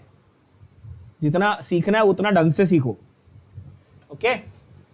चलो 1 Faraday is equal to, answer बता दो, ये तो आंख बंद करके आना चाहिए। कितना आता है 1 फैराडे का वैल्यू? अभी बताया मैंने, Bombay. This is like that Avogadro number, ये तो आप सब लोगों के दिमाग में छपा हुआ होना चाहिए, है ना। 1 फैराडे इज 96,500 कूलम। किसी को ये शौक है जानने का कि ये कहां से आया वैल्यू? किसी को जानने का क्यूरियोसिटी है तो वो भी बता दो, आपके नॉलेज के लिए आपको बता देता हूं। 1 Faraday is charge of 1 mole of electrons. क्या है? Charge of 1 mole of electron. एक मोल में कितने इलेक्ट्रॉन होंगे बोलो? 6.022 इंटू 10⁻23। और एक इलेक्ट्रॉन का चार्ज कितना होता है गधे बच्चों? 1.6 इंटू 10⁻⁻19 कूलम। दोनों वैल्यूज को मल्टीप्लाई करो, आपका आंसर आता है 95,847, ऐसा कुछ रफली कुछ आंसर आता है, which is basically rounded off to 96,500 coulomb. समझ गए क्या? 96,400 एंड समथिंग ऐसा कुछ आंसर आएगा, कैलसी से करके देख लेना, okay. That is question number 80। अरे बोलो हाँ या ना गधों? हाँ। अब ये 85, ये जो क्वेश्चन है ना, इसको स्टार मार्क करना, क्योंकि इसमें अगर आप अपनी स्टेट बोर्ड की टेक्स्ट बुक का मेथड फॉलो करोगे तो 5 से 10 मिनट लग जाएंगे फालतू की ये करने में, कैलकुलेशन करने में। और मेरा दिया हुआ मेथड अगर आप फॉलो करोगे तो 5 से 10 सेकंड के अंदर आंसर आ जाएगा, ठीक है। 5 से 10 सेकंड के अंदर आंसर आ जाएगा। क्या कैसे करना है देखना जरा। अगर आप स्टेट बोर्ड का मेथड फॉलो करो तो आपको पूरा इक्वेशन लिखे, वो बोलेगा भाई पूरा इक्वेशन लिखो, फिर बैलेंस करो, फिर देखो क्या ये सब नाटक है। अगर आप शॉर्टकट मेथड देखोगे तो मुझे बताओ क्या हो रहा है। देखो कि फेरस आयंस टू आयन करना है। क्या? फेरस टू आयरन, मतलब फेरस में चार्ज कितना होता है और आयरन में चार्ज कितना होता है, ये अपने दिमाग में बिठा लो। बताओ फेरस में चार्ज कितना होता है बच्चों? +2। और आयरन का मतलब कि मेटल का नॉर्मल जो है एट नॉर्मल कंडीशन, उसका चार्ज क्या होता है? 0। वो तो एलिमेंट है ना। तो +2 से 0 जाने के लिए कितने मोल इलेक्ट्रॉन चाहिए बोलो? 2 मोल इलेक्ट्रॉन चाहिए।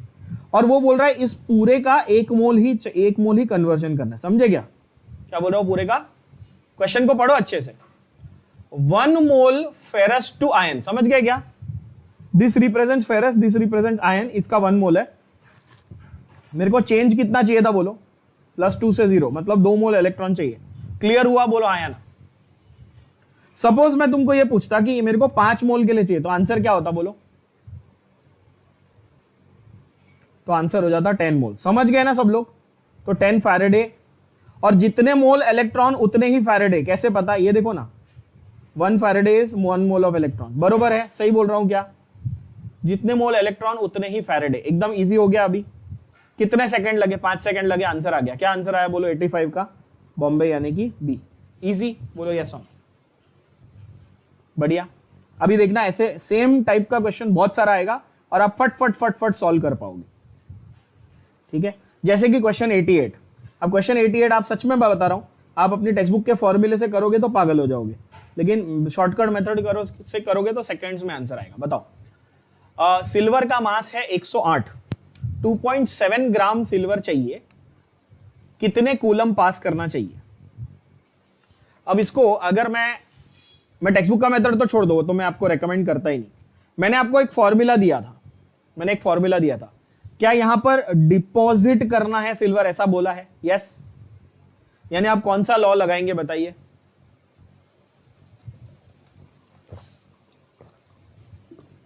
मैंने क्या बोला था? To obtain, to liberate, to deposit, ऐसा वर्ड आएगा तो आप कौन सा लॉ लगाएंगे बच्चों? आप फैराडेज फर्स्ट लॉ लगाएंगे, है ना। अब यहां पर क्या वो आपको ये बोल रहा है क्या कि आपको इतना वेट चाहिए, सिल्वर का कितना वजन चाहिए, कितना वेट चाहिए आपको बच्चों? थोड़ा सा जूम कर देता हूं, आपको और अच्छे से दिखेगा। क्वेश्चन और अच्छे से दिख रहा है क्या सबको? यस। आपको कितना वजन चाहिए सिल्वर का? आप बोलोगे सर 2.7 ग्राम चाहिए, ठीक है। तो अगर आप फॉर्मूला लगाओगे तो आप ये वाला फॉर्मूला लगाओगे क्या? W = atomic weight of silver into IT बोले तो Q बोल दूं, इतना चार्ज चाहिए, है ना, upon valency of silver into 96500, तो भी थोड़ा लंबा चौड़ा कैलकुलेशन हो जाएगा क्योंकि आपको क्यू ढूंढने का है ना। बट अगेन इसमें मैं आपको एक ट्रिक बताता हूँ, एक शॉर्टकट बताता हूँ जो आप यूज करेंगे। ऐसे क्वेश्चन में आप एक छोटी सी ट्रिक यानी कि एक शॉर्टकट यूज करेंगे जिससे 2 सेकंड में आंसर आ जाएगा। क्या याद रखना है, देखना क्या याद रखना है, इक्विवेलेंट वेट। क्या याद रखना है बच्चों, equivalent weight corresponds to 1 Faraday. क्या याद रखना है बच्चों, equivalent weight corresponds to 1 Faraday. बस इतना याद रखना है। जब 1 फैराडे आएगा तो इक्विवेलेंट वेट लिबरेट या डिपॉजिट होगा। ये ट्रिक याद रखेंगे तो आंसर आ जाएगा। जैसे मुझे ये बताओ, सिल्वर का तुमको एटॉमिक मास 108 दिया और सिल्वर की वैलेंसी कितनी होती है, सिल्वर की वैलेंसी 1 होती है, तो क्या मैं बोलूं उसका इक्विवेलेंट वेट भी 108 है? बोलो यस और नो। तो for this reaction 1 Faraday deposits 108, तो how many Faraday will deposit 2.7? How many Faraday will deposit 2.7? Calculation करेंगे तो क्या आएगा, x की वैल्यू क्या आएगी बोलो, 0.4 फैराडे आता है और 0.4 ऐसे x की वैल्यू आएगी 2.7 अपॉन 108 ना। तो ये 27 फोर्जा होता है तो ये 40 1/40 है ना, 1/40 आता है फैराडे, और उसको आप 96,500 से मल्टीप्लाई कर लो क्योंकि कूलम में आंसर चाहिए। इजी हो गया ना, यस। तो answer will be option A. Easy है, यस और नो। कितना टाइम लगा, हार्डली 10 सेकेंड लगेगा आपको once you get this idea. ये ठीक है, सिंपल सा आप ये फंडा याद रखेंगे बच्चों तो आपको फटाफट आंसर आ जाएगा। जैसे कि 89th वाला सिमिलर है, बताओ अब आप आसानी से आंसर कर पाएंगे, सिमिलर है। मुझे बताओ निकल का NiSO4, निकल का इक्विवेलेंट वेट कितना? अब बोलोगे सर 2, क्योंकि NiSO4 दिया है ना, है कि नहीं। निकल का इक्विवेलेंट वेट कितना है बताइए फिर, 58.71 डिवाइड बाय 2। सही बोल रहा हूं गलत बोल रहा हूं? मतलब रफली अगर मैं 58 मान लूं, चलो 58.7 नहीं, मैं 58 मान लूं, तो मैं ऐसे बोलूं 89 क्वेश्चन के लिए, ध्यान से सुनना, कि 1 फैराडे डिपॉजिट्स इक्विवेलेंट वेट, और फॉर निकल it will be how much. Question को पढ़ो फिर से, ऑन पासिंग 1 फैराडे, तो फॉर निकल it will be 58.71 divide by 2। What is the answer, चलो टेल मी। कैलकुलेशन करने की जरूरत भी नहीं है ना, 29.35, यानी कि again answer is option A. Easy, एकदम बचकांड, सिंपल, यस। नेक्स्ट वाला बताइए बच्चों, on passing 1 Faraday of electricity through molten lead bromide, what is the amount of bromine obtained? Easy easy. Bromine का वैलेंसी, बस आपको वैलेंसी पता होना चाहिए, वैलेंसी पता है, आंसर आ गया। मुझे बताओ लेड ब्रोमाइड PbBr2, ब्रोमीन का वैलेंसी 1, लेड का 2, तो ब्रोमीन का वैलेंसी 1 बोले तो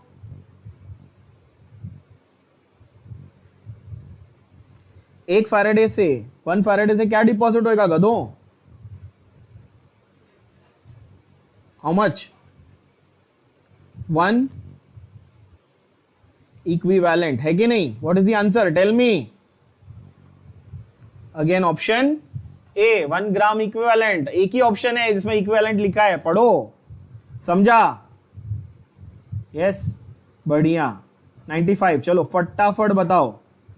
95 में एक इंपॉर्टेंट शब्द दिख रहा है क्वेश्चन में, वो वर्ड को आपने आइडेंटिफाई किया क्या? सीरीज, वेरी गुड, बहुत अच्छे। देखो आप आइडेंटिफाई करो, आंसर अपने आप रेडीमेड आपको थाली में परोसा जा रहा है आंसर। सीरीज वर्ड आ गया तो क्या आएगा? Amount of substance is in the ratio of what? क्या मैंने फॉर्मूला क्या लिखवाया था? Equivalent weight. बढ़िया, देखो डायरेक्ट आंसर आया कि नहीं आया, है कि नहीं? और मैं बार बार आपको ये इसलिए कह रहा हूं, आप अपनी स्टेट बोर्ड की टेक्स्ट बुक खोलोगे और वहां पे ढूंढोगे ना कि सर ये फॉर्मूला किधर दिया है, W1/W2 इज E1/E2, तो जल्दी नहीं मिलेगा, डायरेक्ट नहीं दिया हुआ है, बहुत घुमा घुमा के दिया हुआ है। तो आपको आंसर डायरेक्ट चाहिए क्योंकि भाई सीईटी के एग्जाम है, जल्दी जल्दी आंसर लिखना है, समझे कि नहीं? सबको आंसर आ रहे हैं क्या? थोड़ा बहुत कॉन्फिडेंस आ रहा है? सॉल्व हो रहे हैं? यस, बढ़िया। चलो 10 100 11 100 बताओ जल्दी। Which of the following is the unit of electrochemical equivalent? बहुत अच्छा सवाल, स्टार मार्क करना, इंपॉर्टेंट है, इजी है बट इंपॉर्टेंट है। कैसे निकालेंगे? आप रट के नहीं गए हो, आपको एग्जाम में निकालना है। कैसे निकालेंगे इलेक्ट्रोकेमिकल इक्विवेलेंट का यूनिट? बच्चों मुझे बताओ, ऐसा कौन सा फॉर्मूला मैंने आपको पढ़ाया जिसमें इलेक्ट्रोकेमिकल इक्विवेलेंट आया था? एक ही फॉर्मूला पढ़ाया मैंने, एक ही फॉर्मूला पढ़ा है जिसमें इलेक्ट्रोकेमिकल इक्विवेलेंट आया था। कौन सा फॉर्मूला पढ़ा है बताइए? W is equal to ZIT। तो Z क्या है बताओ? W upon IT। वेट किस में लिखोगे? स्टैंडर्ड यूनिट ऑफ वेट किस में लिखोगे बोलो? किलोग्राम, सही है ना? कि ग्राम? ग्राम में लिखोगे ऑफ कोर्स। आप बोलोगे सर स्टैंडर्ड वेट तो किलोग्राम है, बट मैंने क्या कहा कि इस चैप्टर में स्टैंडर्ड की बात नहीं करनी, किसकी बात करनी है? प्रैक्टिकल की बात करनी है ना? तो भाई कितने ग्राम? आप बोलोगे ठीक है। When the weight is in gram और current into time, current into time क्या बोलो? कूलम। Option D. कितना इजी है बोलो? यस और नो? आसान है बच्चों? यस, बहुत आसान। चलो बढ़िया।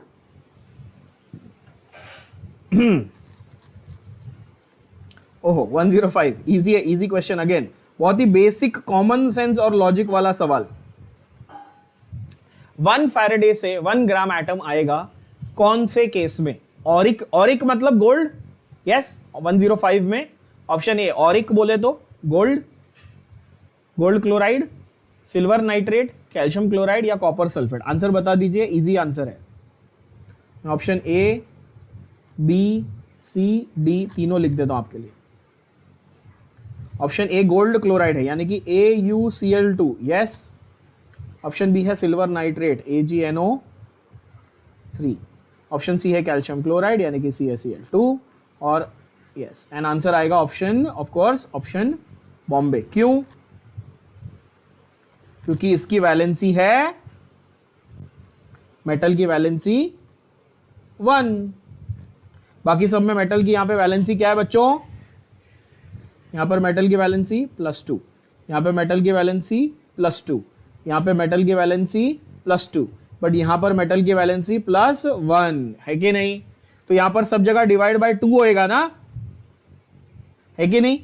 तो ये तो हाफ ऑफ मोलर मास देंगे, ये सब हाफ ऑफ मोलर मास देंगे, जबकि ये देगा आपको 1 मोल, ये बाकी सब हाफ मोल देंगे। क्लियर हुआ? यस, बढ़िया। 108 सवाल बताओ। 108 का आंसर जल्दी जल्दी बता दो, डायरेक्ट आंसर है। इसमें गड़बड़ किया तो खुद को ऐसे थप्पड़ मार लेना, इसमें गड़बड़ नहीं होनी चाहिए, खुद को टपली मारना पड़ेगा, ये बाय डेफिनेशन है। क्या है आंसर?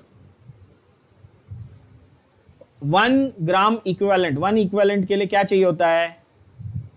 कितना फैराडे चाहिए होता है? 1 Faraday, that is option Bombay. ठीक है, कितने लोगों ने ए सोचा? गधों ने। तो आपने ध्यान नहीं दिया, आपने घाई किया। फैराडे नहीं है, देखो कूलम चाहिए, कूलम। तो आंसर है बॉम्बे। समझा?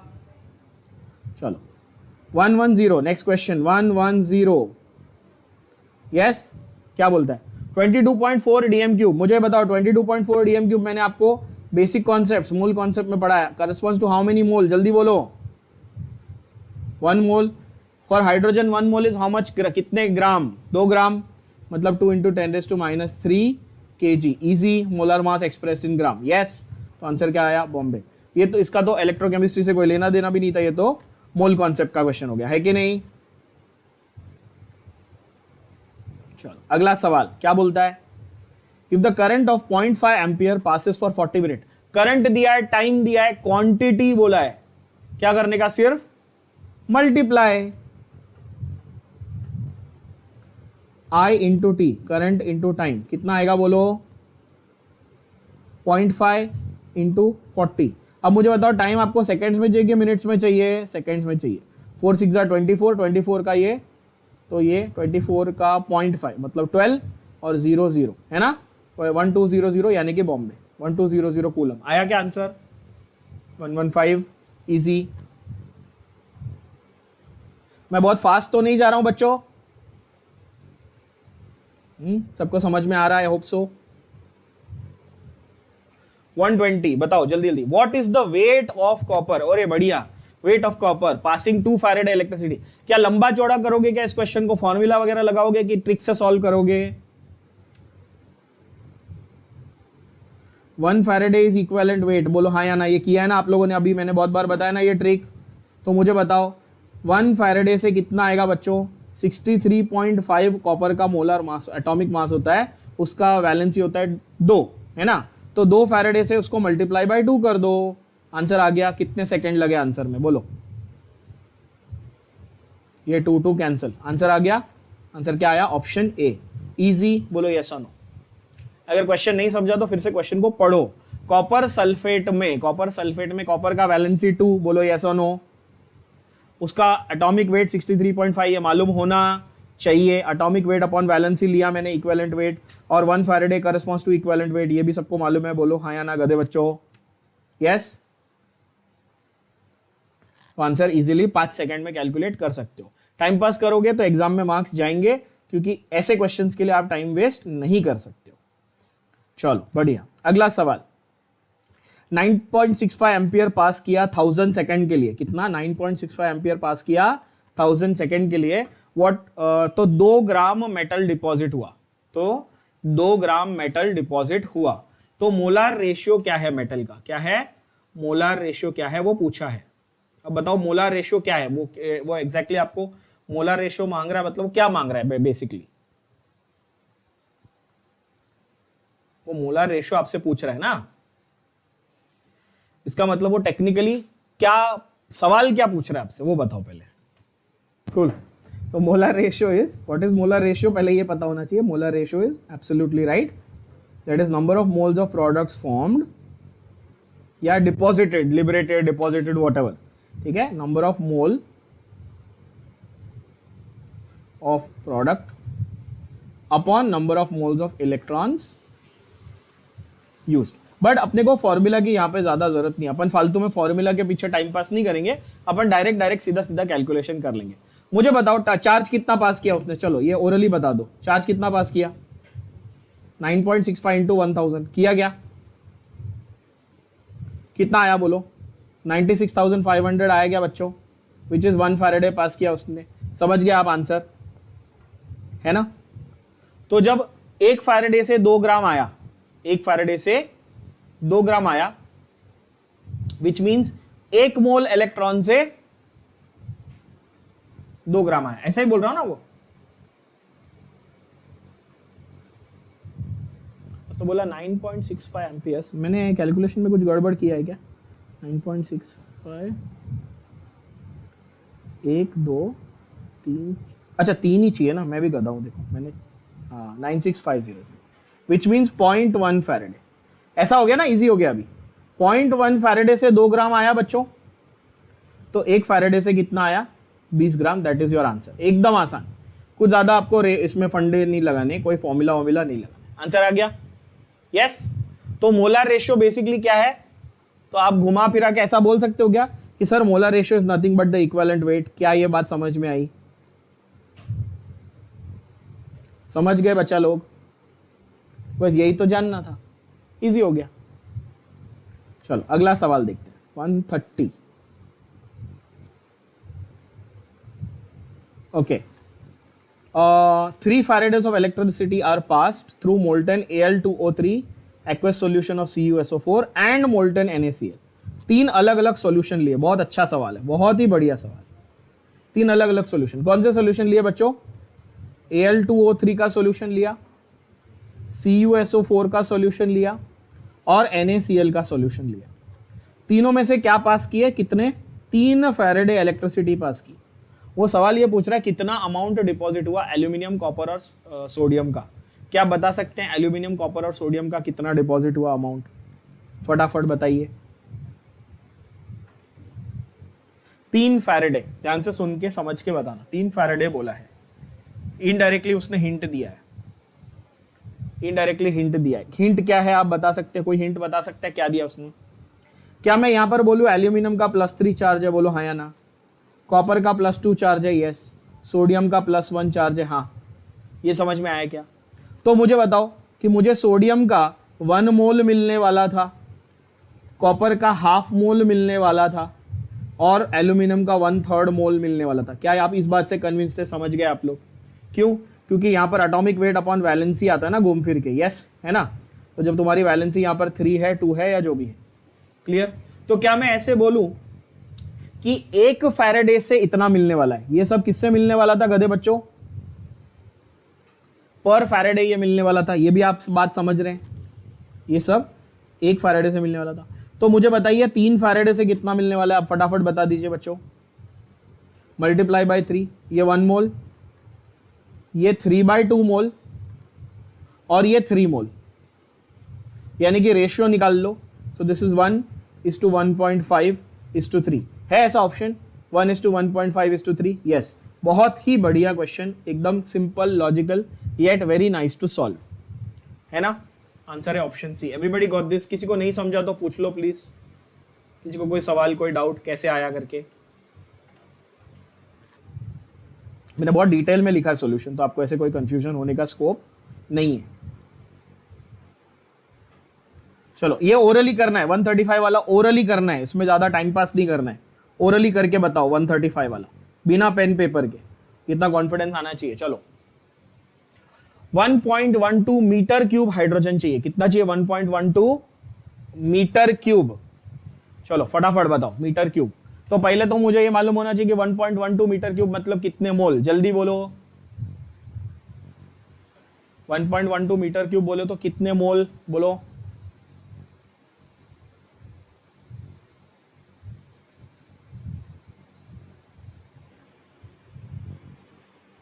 अच्छा 22.4 डीएम क्यूब मतलब 1 मोल होता है, ये पक्का मालूम है, सबको मालूम है। और 1 मीटर क्यूब मतलब 1000 डीएम क्यूब होता है, ये भी मालूम है। तो तुम मीटर क्यूब और डीएम क्यूब में कन्वर्जन कर लोगे क्या? समझ रहे हो? अच्छा बड़ा कौन होता है, मीटर या डेसीमीटर, ये बता दो। और इतना भी नहीं पता तो फिर जाओ चुल्लू भर पानी में डूब मरो, फिर पढ़ाई वढ़ाई छोड़ दो, लायक नहीं हो। मीटर बड़ा होता है of course, yes. 1 metre 10 decimetre के बराबर है, इतना मालूम है ना सबको? यस हाँ। अब आंसर बता दो फटाफट। देखो तो 1 metre cube is 1000 dm cube बच्चों। तो मैं ऐसे बोलूं 1.12 इंटू 10⁻³ डीएम क्यूब, है ना। तो आप बोलोगे ठीक है भाई, ये तो बात तो समझ में आ गई कि ये कितने मोल है। बताओ ये कितने मोल है?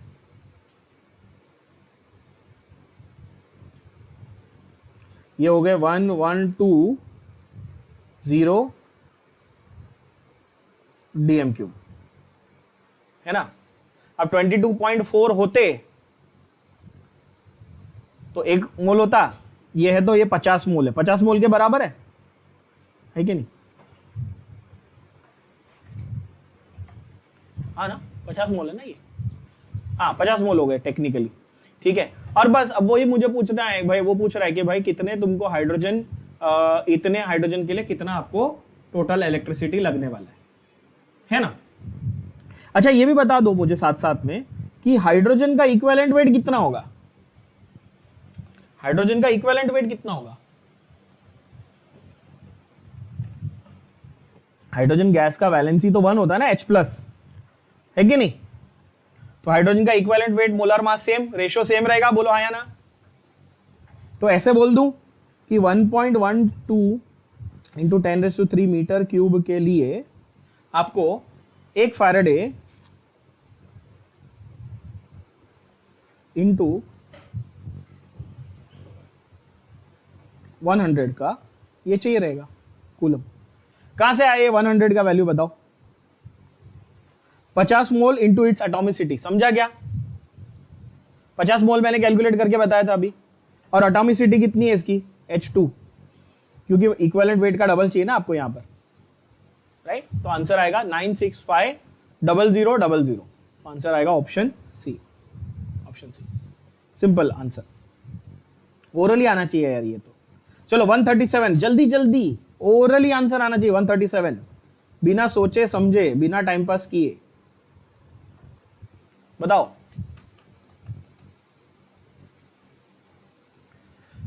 ढाई फैरेडे पास किया, कितना? 2.5 फैरेडे पास किया है, कितने इक्विवेलेंट्स आएंगे? कितने लोग आंसर सी सोच रहे हैं, सच बोलना, कितने लोग आंसर सोच रहे हैं सी? कितने लोग ये सोच रहे हैं सर 1 फैरेडे से 1 इक्विवेलेंट, तो 2.5 फैरेडे से 2.5 इक्विवेलेंट? कितने लोग ये सोच रहे हैं? पक्का आंसर आएगा सी 2.5। लेकिन पीछे आंसर क्या दिया है आपके इस बुक के सॉल्यूशन में? आंसर क्या दिया है?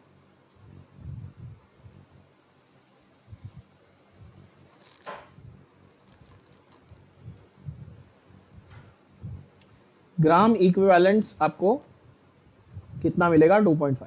अगर ग्राम मोल पूछता तो आई थॉट पीछे आपको ग्राम मोल दिया है, नहीं ना? ग्राम मोल नहीं दिया है ना? ग्राम मोल कितना आएगा? 1.25। बता सकता है कोई क्यों?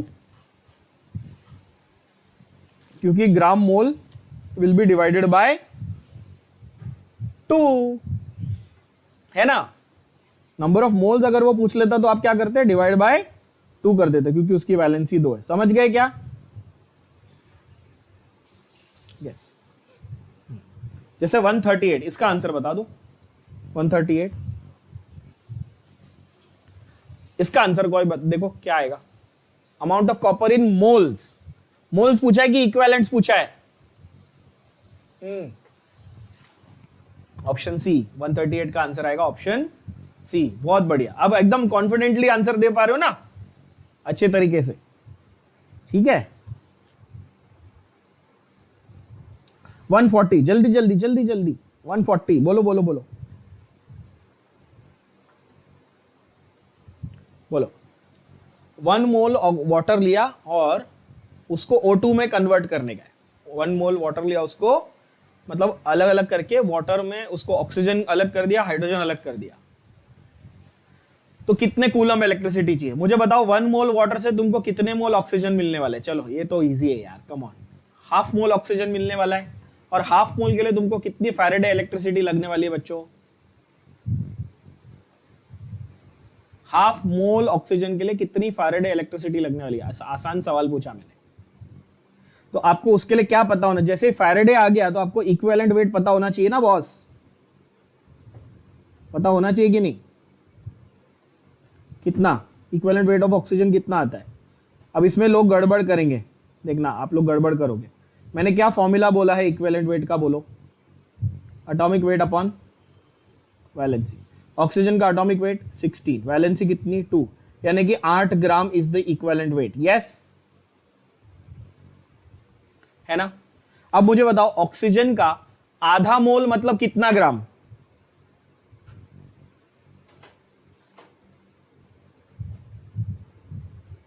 ये मैंने जो लाइन लिखी सबको समझ में आई?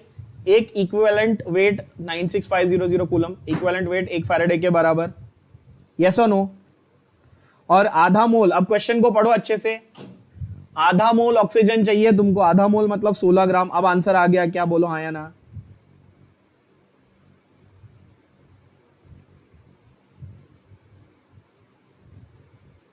मतलब 1,93,000, मतलब 1.93 इंटू 1 2 3 4 5 10⁵ कूलम, मतलब ऐसा आएगा आंसर ऑप्शन सी। 140 का आंसर ऑप्शन सी। क्लियर हुआ ये? कितने लोग को ये बाउंसर गया? सच्ची सच्ची बोलना, कितने लोग को नहीं समझा? नहीं समझा तो फिर से देखो।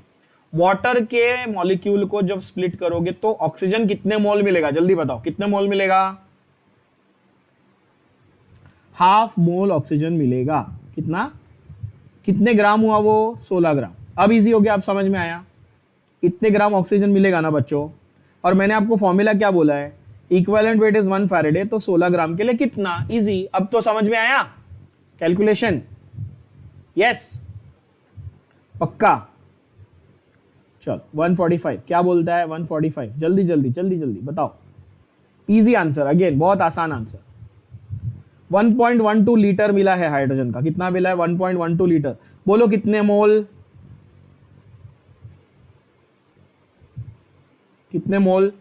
अगर 22.4 लीटर मिलता तो 1 मोल, 11.2 लीटर मिलता तो आधा मोल, 1.12 लीटर मिला मतलब 0.05 मोल। यस, 0.05 मोल बोले तो कितने ग्राम? जल्दी जल्दी बोलो यार, कितने? 0.1 ग्राम, समझा? आंसर आ गया तुमको? बोलो कैसे? आप बोलोगे सर अगर 965 सेकेंड तुमको दिया है, ठीक है, और 100 एम्पियर करंट ये करता मैं, तो तुमको एटॉमिक वेट अपन वैलेंसी मतलब 1 ग्राम मिलता। तो x इंटू 965, समझ गए? अभी क्या बोल रहे हो? तुमको सेकेंड्स तो फिक्स रखे ना उसने। ये ऊपर मैंने जो लिखा ये कितने लोग को नहीं समझा? ये मैंने एक फैराडे को ऐसा अलग करके लिखा, समझे? इतने सेकंड तक इतना करंट है ना बच्चा लोग? ओके, तो उससे तुमको एक इक्विवेलेंट मिलता। ये इक्विवेलेंट वेट है। कैसा इक्विवेलेंट वेट निकाला मैंने? हाइड्रोजन का atomic weight is 1, valency is 1, 1/1 is 1। Easy, yes, है ना?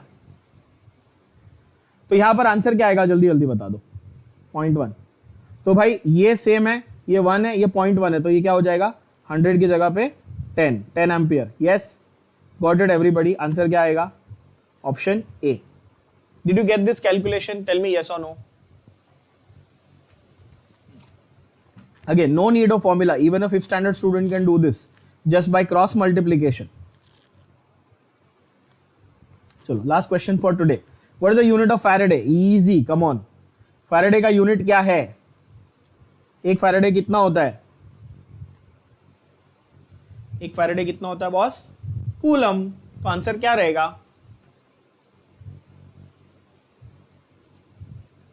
150 का आंसर रहेगा। अब यहां पर आप लोग गड़बड़ करते हो। कितने लोग आंसर बी सोच रहे हैं? किसने बोला आंसर बी? आंसर क्या रहेगा देखो जरा ध्यान से, इसमें गड़बड़ नहीं करना, बिकॉज आई नो एक टेंडेंसी होती फटक से बी मार्क करने की। आंसर होगा ऑप्शन सी। कैसे भाई? 1 फैराडे को मैंने डिफाइन कैसे किया था, भूल गए क्या? चार्ज ऑफ क्या? 1 मोल ऑफ इलेक्ट्रॉन, ऐसा बोला था ना? तो इट इज चार्ज पर मोल, समझे? हम जब लिखते हैं 1 Faraday is 96500 coulomb, it is here we don't write 1 mole of electron, it is understood ना कि इतना coulomb corresponds to 1 mole of electron, समझे? तो इसमें आंसर सी आएगा, ध्यान से देख लेना जरा। Yes, this is answer is by definition, that is charge of 1 mole of electrons. I hope this is clear बच्चा लोग। यस, ओके, चलो।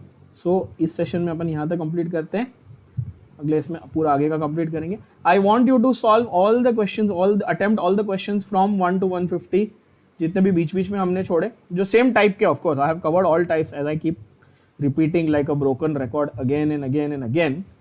I will make sure that I cover each and every type, but at least 1 to 150 के बीच बीच में जितने भी question है वो आज के आज आप सारे अटेम्प्ट करेंगे और जो भी डाउट्स है उसको अपन क्लियर करके लेंगे। ओके,